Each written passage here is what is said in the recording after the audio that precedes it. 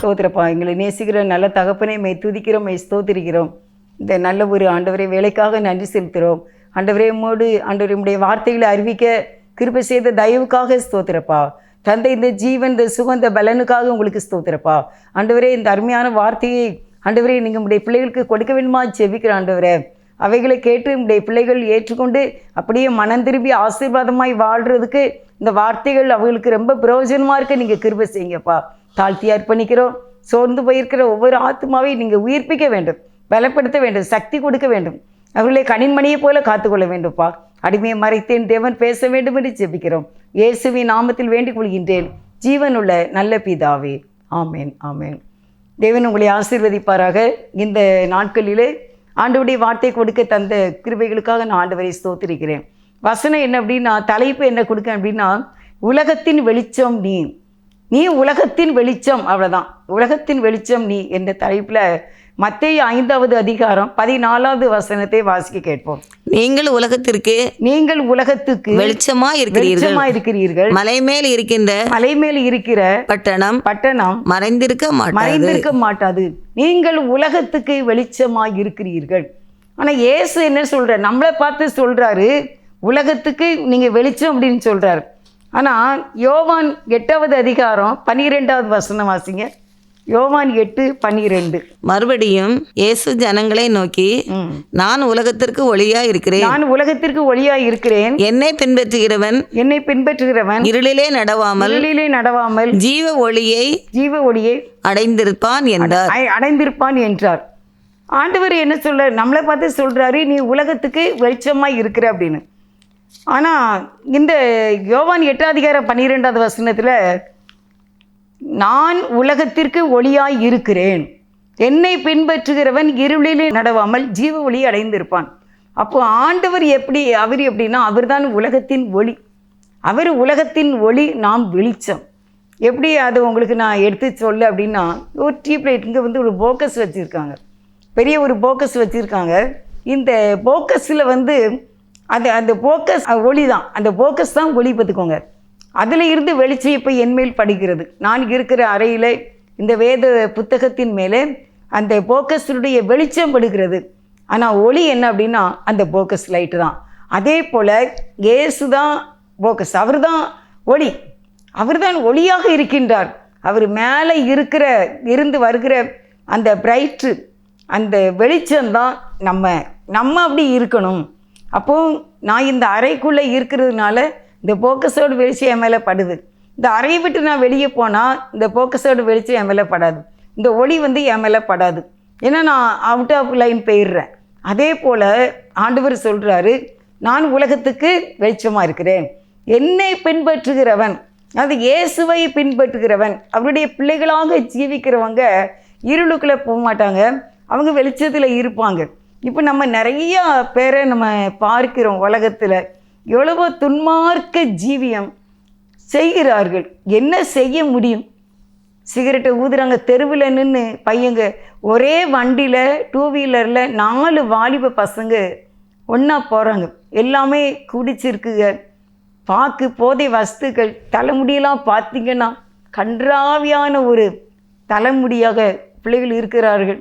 வாலிப பிள்ளைகள் ஆடைகள் சரியில்லாமல், கேரக்டர் மோசமாக வாழ்கிறார்கள். படிக்காமல் இருக்காங்க, தனியாக பேசிகிட்டு இருக்காங்க பிள்ளைகளோட. எவ்வளவோ காரியங்களை செய்கிறார்கள். மனசுக்கு எவ்வளோ கஷ்டமாக இருக்குது தெரியுமா? குடியினால் அநேக குடும்பங்கள் யுத்தங்களும் சண்டைகளும் போட்டு கடைசியில் சரீரத்தில் வியாதி வருகிறது. அப்போது மனம் திரும்பி என்ன செய்ய? அப்போது கண்கலங்கி என்ன செய்ய? ஆனால் இந்த நாட்களிலே இப்படிப்பட்டதான காரியங்களுக்காக நாம் ஜெபிக்க வேண்டும். அதுக்கு தான் ஆண்டவர் சொல்கிறார், நான் ஒளியாக இருக்க, நீ வெளிச்சமாக இரு. வெளிச்சம் போனால் அந்த இடத்துல இருள் இருக்காது. நம்ம எங்கெல்லாம் போகிறோமோ அங்கே உள்ள இருள் விலகும். நாம் வெளிச்சமாக இருக்க வேண்டும். இயேசுவுக்கு ரொம்ப கண்டிஷனாக சொல்கிறார், நான் உலகத்துக்கு ஒளியாக இருக்கிறேன், நீங்கள் வெளிச்சமாக இருக்கிறீர்கள். அருமையானவர்களை, நம்முடைய வாழ்க்கையில் இயேசுவினிடத்திலிருந்து பெற்றுக்கொள்ளக்கூடிய ஒளியாக நாம் இருக்க வேண்டும். இந்த உலகத்தில் உள்ள மனிதர்களின் ஒளி அல்ல, சாத்தானுடைய ஒளி அல்ல, இயேசு கிறிஸ்துவினுடைய ஒளியை நாம் பெற்றவர்களாக இருக்க வேண்டும். ஆண்டவர் வந்து உலகத்தை படைக்கும்போது முதலாவது என்ன படைத்தார் அப்படின்னு நம்ம பார்ப்போம். ஆதியாகமம் 1வது அதிகாரம் 1-2 வாசிங்க. ஆதியிலே தேவன் வானத்தையும் ஆதியிலே தேவன் வானத்தை பூமியையும் சிருஷ்டித்தார். பூமியானது ஒழுங்கின்மையும் வெறுமையுமாய் இருந்தது. ஆழத்தின் மேல் இருள் இருந்தது. தேவ ஆவியானவர் ஜலத்தின் மேல் அசைவாடி கொண்டிருந்தார். ஆதியிலே தேவன் வானத்தை பூமியை உண்டாக்கினார். பூமியானது ஒழுங்கின்மையாக இருந்தது. தண்ணி ஆழத்திலே நின்று கொண்டிருந்தது. ஆனால் உள்ளே ஆழத்திலே இருள் இருந்தது. அப்போ இருள் இருந்தால் எதையுமே செய்ய முடியாதுல்ல. இருளாக இருக்குது. அங்கே என்ன நீங்கள் எது எடுக்க முடியும்? கிச்சனுக்குள்ளே போகிறீங்க, லைட்டே போடலை, ஒரு சின்ன ஸ்பூன் தான் எடுக்கணும், இங்கே போகிறீங்க. ஆனால் நீங்கள் தேடிக்கிட்டே தான் இருக்கணும். நம்ம இதில் தானே வச்சோம் அப்படின்னு சொல்லி நம்ம தேடுவோம். ஆனால் நீங்கள் லைட்டை போட்டுட்டு தேடுனீங்கன்னா உடனே அது நம்ம பக்கத்தில் தான் இருக்கும், நம்ம கைக்கிட்ட தான் இருக்கும். நாம் அந்த லைட்டை சுவிட்சை ஆன் பண்ணாமல் நீங்கள் எப்படியாவது கண்டுபிடிச்சிடலாம் அப்படின்னா தடவி கொண்டே தான் இருக்க வேண்டும். ஆனால் நம்ம லைட்டை போட்டுட்டு பார்த்தா அந்த பொருள் மிக பக்கத்தில், நம்ம அருகாமையிலேயே அந்த பொருள் இருக்கும். அப்போது வெளிச்சம் வரும்போது இருள் தானாகவே விலகிவிடும். அருமையானவர்களே, இன்றைக்கு நம்முடைய வாழ்க்கையில் இருள் இருக்கக்கூடாது. வெளிச்சமாகிய இயேசுப்பா நம்முடைய வாழ்க்கையிலே முழுவதுமாக நம்மை ஆட்கொள்ள வேண்டும். ஆண்டவருக்கு முழுவதுமாக கீழ்ப்படிய வேண்டும். ஆண்டவரோடு ஜெபிக்க வேண்டும். நான் நிறைய பேரை பெண்களை பார்த்துருக்கேன். சுத்தம் பண்ணணும் அப்படின்ட்டாங்கன்னா அரை 4 நாள் எடுத்து சுத்தம் பண்ணுவாங்க. அவ்வளவு நேரம் உங்களுக்கு முதுகும் வலிக்காது, கையும் வலிக்காது, தலையும் வலிக்காது. ஆனால் ஒரு 4 மணி நேரம் 7 மணி நேரம் ஒரு இடத்துல ப்ரேயர் அப்படின்னா இருக்க முடியாது. எதுக்கு 2 மணி நேரம் கூட உங்களுக்கு இருக்க முடியாது. ஏன் தெரியுமா? கால் வலிக்கும், முதுகு வலிக்கும், கை வலிக்கும், மண்டைக்குத்து வந்துடும் அப்படின்னு சொல்லுவாங்க. ஆனால் வீட்டு வேலையை பார்க்க சொல்லுங்கள், எல்லாமே நீட்டாக இருக்கும். எல்லா முத்தம் முதற்கொண்டு, வீடு முதற்கொண்டு, பெட்டு முதற்கொண்டு எல்லாம் நீட்டாக வச்சுருப்பாங்க. அதெல்லாம் நீங்கள் செய்யத்தான் செய்யணும். கண்டிப்பாக ஒரு வீடுனா அது சுத்தமாக தான் இருக்கணும். ஏன் அவ்வளவு நேரத்தை கொடுக்குற 5 மணி நேரம் 4 மணி நேரம் காலையில் எழுந்ததில் இருந்து நீங்கள் இவ்வளோ வேலையை செய்கிறவங்க இயேசுவுக்காக வேதம் வாசித்து ஒரு 10 பாட்டை படித்து ஜெபிக்கிறதற்கு உங்களுக்கு நேரம் இல்லையே. அப்போ எப்படி நீங்கள் இந்த உலகத்துக்கு வெளிச்சமாக இருக்க முடியும்? ஆண்டவர் சொல்லுகிற வார்த்தை, என்னை பின்பற்றுகிறவன் இருளில் நடவாமல் ஜீவ ஒளியை அடைந்திருப்பான். அப்போ நம்ம தேவ சமூகத்தில் காத்திருக்க நேரம் எடுக்க வேண்டும். இப்பொழுது அங்கங்கே போர் நடந்து கொண்டு இருக்கிறது. உங்களுக்கு தெரியும், அமெரிக்காவும் எருசலேம் அவங்க சேர்ந்து யுத்தம் பண்ணுறாங்க. இன்னும் ஈரான் பயங்கரமாக யுத்தம் நடந்து கொண்டு இருக்கிறது. ஈரான் சொல்கிறாரு, இந்த போரை துவக்குனது நீ தான், ஆனால் முடிவு உன் கையில் இல்லை, நீ நினச்சா முடிக்க முடியாது அப்படின்னு சொல்கிறாங்க. அந்த வார்த்தையை கேட்கும் போதே பயமாக இருக்குது. ஏன்னா நீ தொடங்கினது நீ தான், ஆனால் முடிவு உன் கையில் இல்லை என்று அமெரிக்காவை பார்த்து சொல்லுகிறாங்க ஈரான். அப்படியானால் முடிவு யார் கையில் இருக்குது தெரியல. எத்தனையோ பேர் செத்து கொண்டு இருக்கின்றார்கள். பள்ளிக்கூடத்தில் உள்ள பிள்ளைகள் செத்து கொண்டு இருக்கின்றார்கள். அநேகர் குடும்பமாக செத்து கொண்டு இருக்கின்றார்கள். இது 3ஆம் உலக யுத்தமாக நம்முடைய இந்தியாவுக்கும் மற்ற அண்டை நாடுகளுக்கும் வந்து 2 பிரிவாக பிரிந்து, ஒரு கூட்டம் இஸ்ரேலுக்கும் ஒரு கூட்டம் ஈரானுக்கும் சேர்ந்து விட்டால் பாகிஸ்தான் யார் கூட சேருவாங்க, ஆப்கானிஸ்தான் யார் கூட சேருவாங்க. ஒவ்வொரு நாடுகளும் அவங்கவங்களே கூட்டணி அமைத்து ஆக உலகத்திலே ஒரு பெரிய 3வது மகா யுத்தம் வந்தால் நம்ம என்ன செய்ய முடியும்? நம்ம எந்த ஊரில் இருந்தாலும் சரி, எந்த குகைக்குள்ளே இருந்தாலும் சரி, நம்ம காப்பாற்றப்பட முடியாது. தேவன் ஒருவர் தான் நம்ம காப்பாற்ற முடியும். ஆகையால் காலம் செல்லாது. இந்த இருக்கிற காலங்களிலேயே நீங்கள் உங்களுடைய ஆத்துமாவை காப்பாற்ற வெளிச்சத்தின் இடத்திற்கு வர வேண்டும். இயேசுதான் வெளிச்சம். அந்த வெளிச்சத்தை நீங்கள் பெற்றுக்கொள்ள இருள் விலகிவிடும், சாத்தான் ஓடிவிடுவான், வெளிச்சம் உண்டாகும் என்று வேதம் சொல்லுகிறது. இப்போ ஆண்டவர் முதலாவது இந்த வானத்தை பூமியை உண்டாக்கின பிறகு ஆழத்தின் மேல் இருளை பார்க்கின்றார்.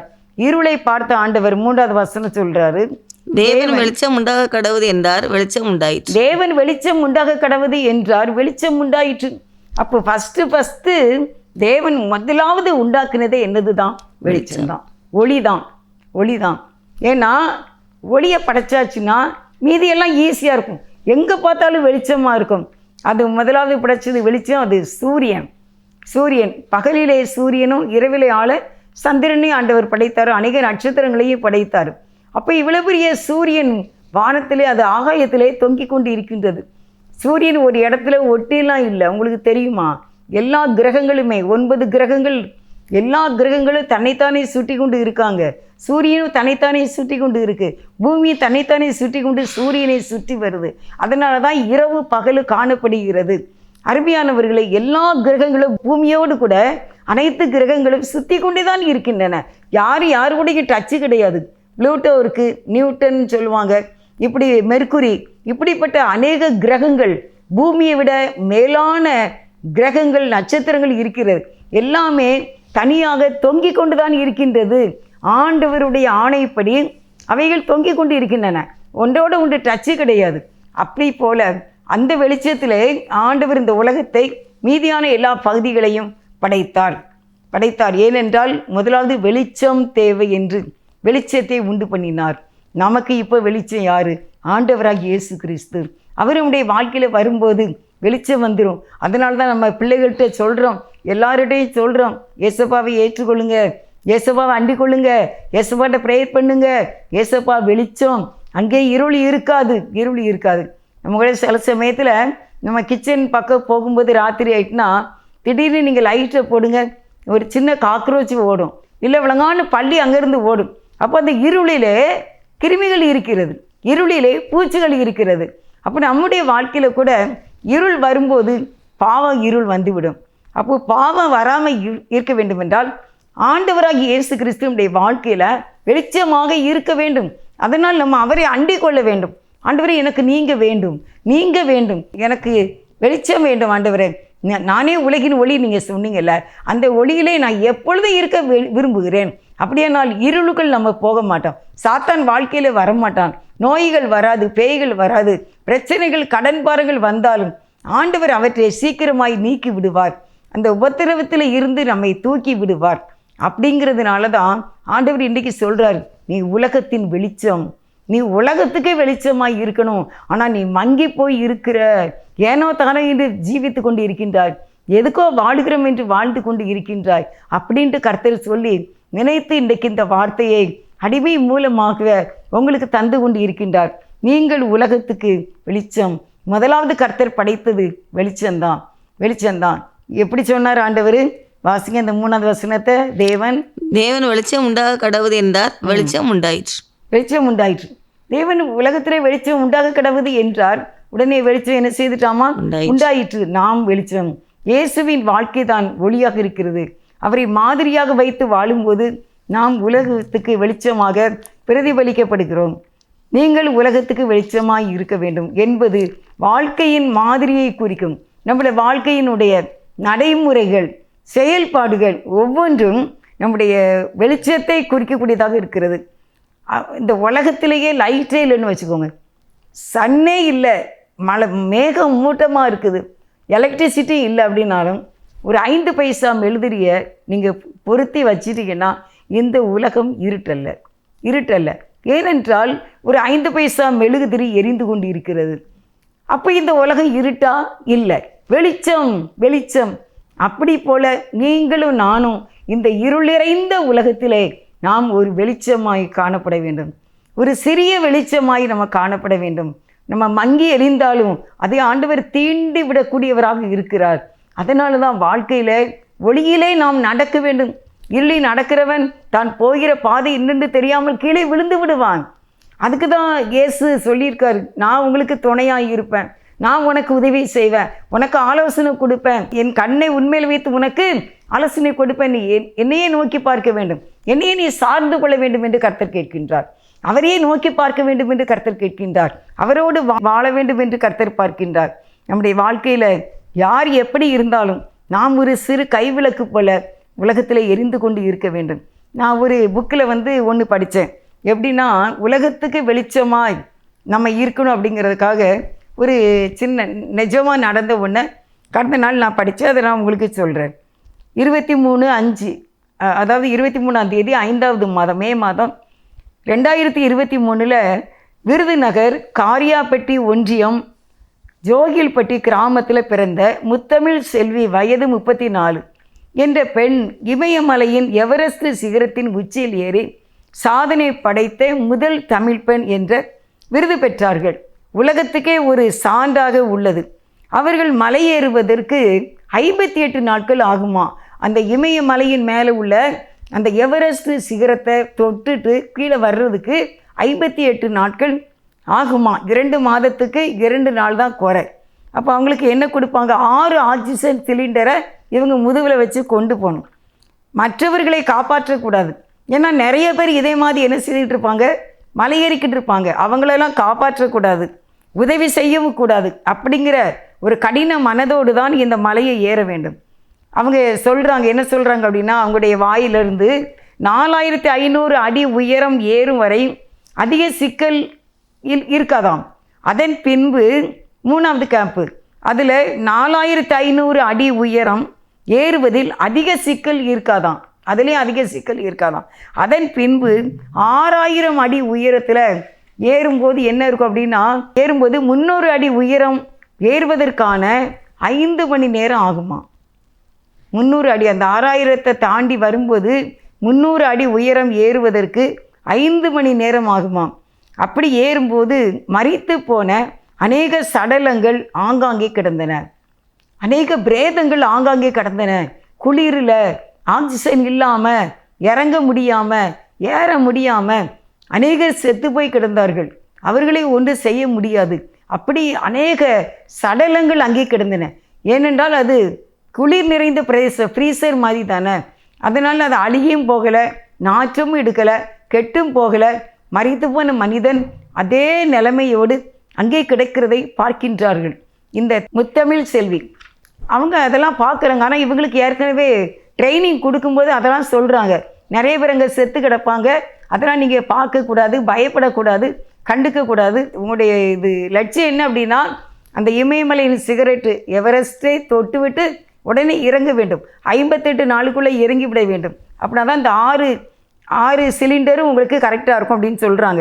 அப்படி அவங்களையெல்லாம் பார்த்து ஆனால் விடாமல் அவங்க ஏறி போகும்போது பார்க்குறாங்க, வெட்ட வெளியில் -40 டிகிரிக்கு கீழே வீசும் குளிர் காற்று முகத்திலே விழுந்து தோலை பிரித்து எடுக்கும் நிலையில் காணப்படும்போது இவங்களுடைய ஆக்சிஜன் முடிந்து செயலற்று போய்விட்டதாம். அப்படிப்பட்ட ஆக்சிஜன் முடிந்து செயலற்ற உடனே கீழே விழுந்து விட்டார்களாம். அந்த முத்தமிழ் செல்வி கீழே விழுந்து விட்டார்கள். அந்த நிலையில் இனி நம்பிக்கை இல்லை என்ற நிலையில் இருக்கும்போது மலை ஏறிக்கொண்டு இருக்கிற ஒரு மாஸ்கோ அந்த ஒரு மனிதன் பார்க்கின்றான், சிலிண்டர் காலியாகிட்டு இன்னும் கொஞ்ச நேரத்தில் இவங்க இறந்துருவாங்க, ஆனால் அவங்க கீழே போகக்கூடிய நேரம் இன்னும் கொஞ்சம் நேரம் தான் அப்படின்னு சொல்லி அவன் தனக்குரிய ஒரு சிலிண்டரை அவர்களுக்கு கொடுக்கின்றான். கொடுத்து உதவி செய்தான். அப்படி அவர்கள் திருப்பி அதிலிருந்து உயர இருந்து இறங்கி 23/5/2023 அன்று எவரெஸ்ட் ஏறிய தென்னக நாயகி என்ற விருது பெற்றார்களாம். அல்லேலூயா, அல்லேலூயா. இந்த விருதுநகர் காரியாப்பட்டி ஒன்றியம் ஜோகில்பட்டி கிராமத்தில் பிறந்த முத்தமிழ் செல்வி வயது 34. இவங்க என்ன செய்திருக்காங்க, இந்த உலக சாதனையை படைத்திருக்கிறார்கள்.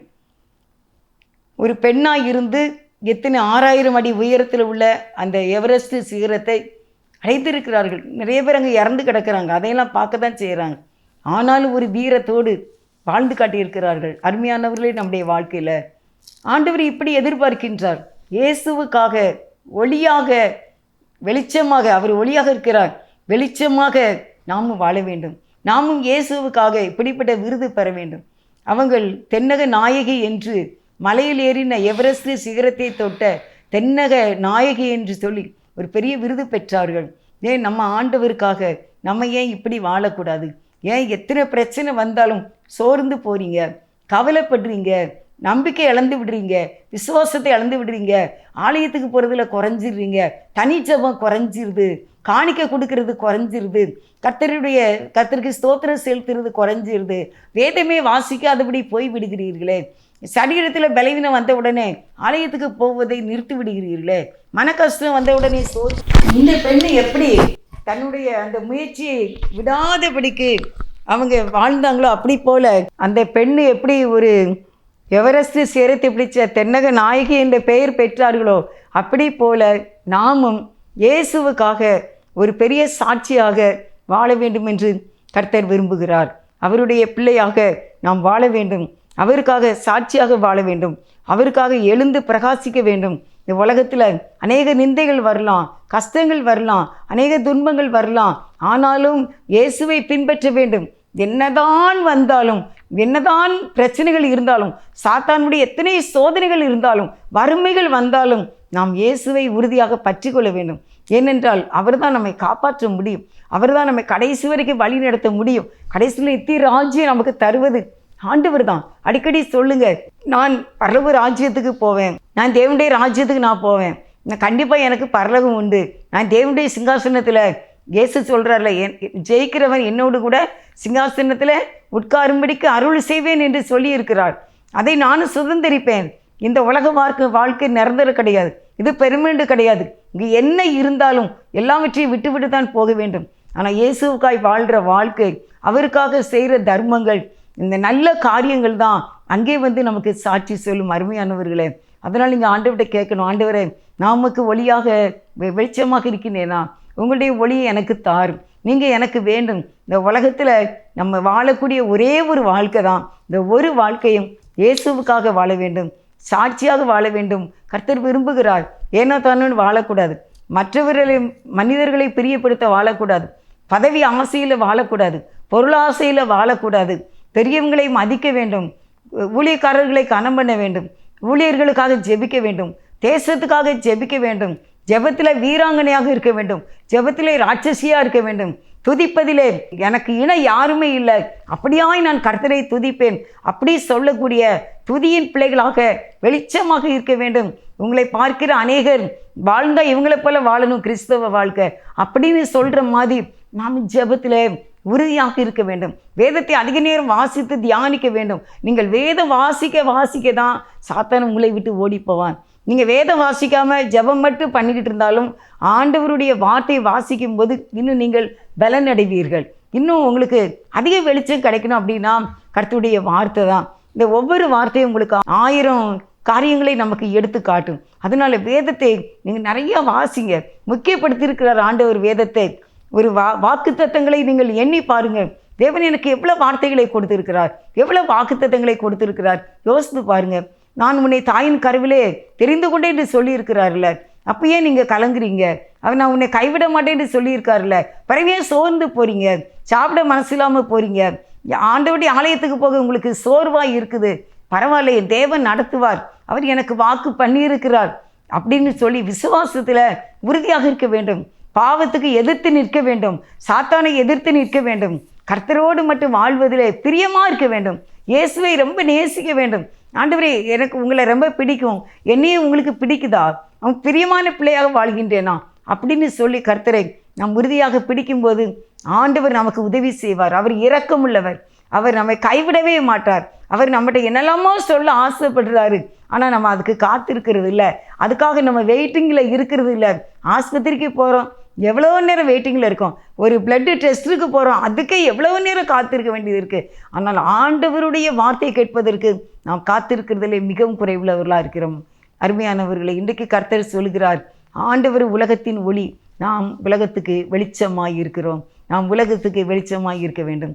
உலகத்தின் வெளிச்சம் நீ, எழுந்து ஒளி வீசு, உலகத்தின் வெளிச்சம் நீ, எழுந்து ஒளி வீசு, மலை மேலுள்ள பட்டணம், மலை மேலுள்ள பட்டணம், நீ மறைவாக இருக்காதே, நீ மறைவாக இருக்காதே, கலங்காதே கலங்காதே, கர்த்தர் உன்னை கைவிட மாட்டார். கலங்காதே கலங்காதே, கர்த்தர் உன்னை கைவிட மாட்டார். முள்முடி உனக்காக, இரத்தமெல்லாம் உனக்காக, முள்முடி உனக்காக,